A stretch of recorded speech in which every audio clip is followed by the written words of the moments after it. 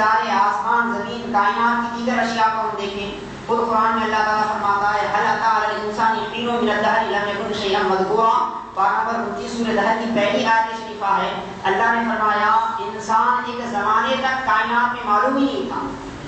انسان کہتے کس کو ہیں، انسان کا معنی کیا ہے، انسان کا مطلب کیا ہے، انسان بولتے کس کو ہیں، کائنات میں معلوم ہی نہیں تھا۔ ساری کائنات میں اللہ تعالیٰ نے جتنی مخلوق پیدا کی ہے وہ بڑی بڑی عمریں والی ہیں، ان کی عمر ختم نہیں ہونے والی۔ انسان کی عمر تو فکس ہے، کوئی 1000 سال کی عمر پایا ہے، کوئی 900 سال کی، کوئی 500 سال کی، کوئی 100 سال کی، کوئی 80 سال کی، کوئی 50 سال کی، کوئی پیدا ہوتی مر جاتا ہے، کوئی مر کر ہی پیدا ہوتا ہے۔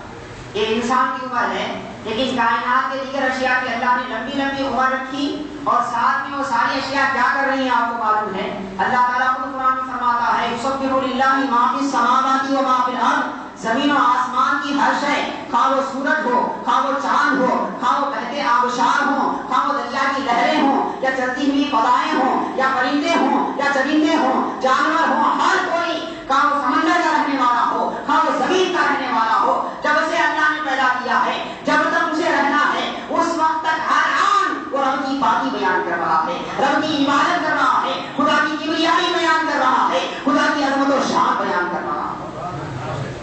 حاضرین محترم عزیزان گرامی، یہ اس کلام کا پیغام ہے، یہ اس کلام کا اعلان ہے جس میں ذرہ برابر بھی شک کرنے کی گنجائش اللہ تعالیٰ نے رکھی نہیں ہے۔ قرآن کریم میں اللہ فرماتا ہے کائنات میں جتنی چیزیں اللہ نے پیدا فرمائی، ہم سمجھتے ہیں کہ سورج جب نکلتا ہے تو صرف گرمی دینے کے لیے نکلتا ہے، روشنی دینے کے لیے نکلتا ہے، اپنے انداز میں نکلتا ہے اور ڈوب جاتا ہے، ہم سمجھ رہے ہیں، مگر نہیں دوستو، قرآن و حدیث سے پتا چلتا ہے سورج جب نکلتا ہے اس وقت سے لے کر غروب ہونے تک کیا کرتا ہے، اللہ کی تسبیح بیان کرتا رہتا ہے، اللہ کی پاکی بیان کرتا رہتا ہے۔ اور آپ کو معلوم ہے سورج کا غروب ہونا کیا ہے، سورج کا طلوع ہونا کیا ہے۔ صحیح بخاری کی روایت ہے، مصطفیٰ جان رحمت فرماتے ہیں اللہ نے اپنے نبی کو کیسا کیسا علم عطا فرمایا ہے۔ صحابہ کے درمیان ایک مرتبہ سورج کے طلوع غروب کا تذکرہ ہو رہا تھا تو آقا نے فرمایا صحابہ تمہیں معلوم بھی ہے،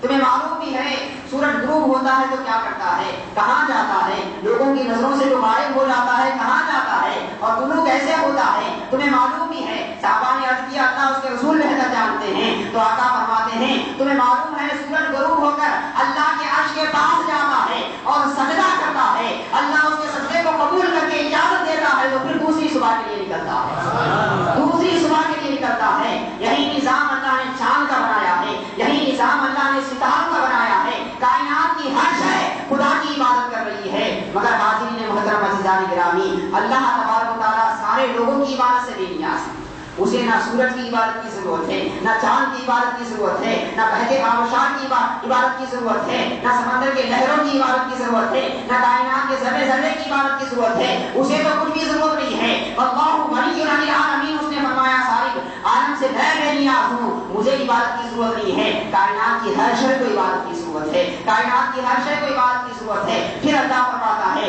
ان تمام تر عبادتوں میں سب سے محبوب عبادت کس کی ہے، کس بندے کی ہے، سورج کی عبادت، چاند کی عبادت، پرندوں کی عبادت، چرندوں کی عبادت؟ بولے نہیں، کسی کی عبادت نہیں ہے، سب سے افضل اگر عبادت ہے تو انسان کی عبادت۔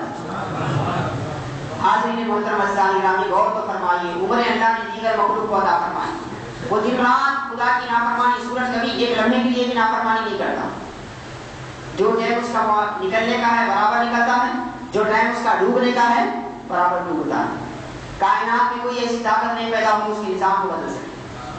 اگر کبھی اس کا نظام بدلا ہے تو سمجھ جائیے کہ وہ کائنات کی انسانی طاقت نہیں ہے، اس کے پیچھے خدائی طاقت ہے،